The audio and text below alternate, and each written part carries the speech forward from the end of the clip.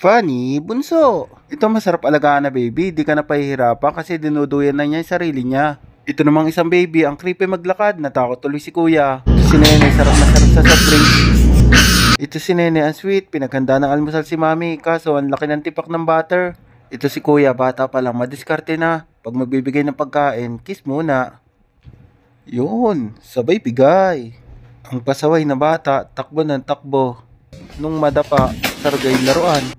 Funny, ate. Grabe naman magpareban si ate. Imbis na buhok, telay na sasabunan. Hindi pa pwedeng tanggalin yan. Buntis ba to si ate? Grabe ang craving. Ang palaya na sinasawsaw sa ketchup. Di man lang siya napapaklaan doon sa ampalaya eh. Parang mais lang yung inangasab eh. Sanay daw to si ate sa brochure. Pag kinuskus mo yung picture, naaamoy.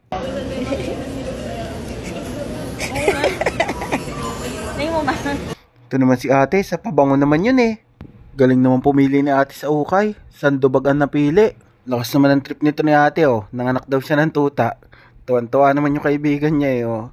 Yung aso na pagtripan. Grabe naman to si ate. Sobrang idol ang Bini. Inuwi yung standee.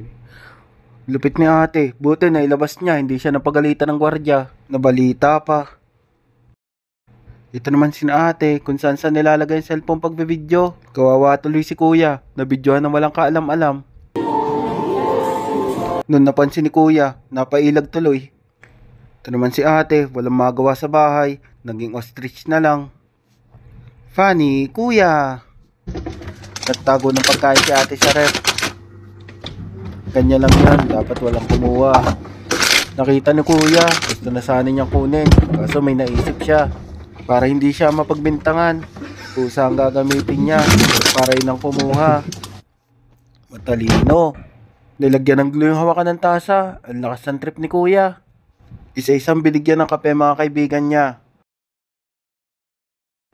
At binigyan na nga rin yung huling lalaki. Hindi nila matanggal yung kamay nila sa tasa ng kape. Hirap silang tanggalin yung daliri nila sa tasa ng kape. Kawawa. Binati ni kuya si father ng Father's Day. Father, Happy Father's Day. ML is life si kuya oh. Tinatyaga pa rin niya yung cellphone niya kahit sira na LCD, makapag-rank lang. ML, behind the scene. Boy Scout pala to si kuya. Nung nasiraan ng sapatos si teacher, may baong rugby.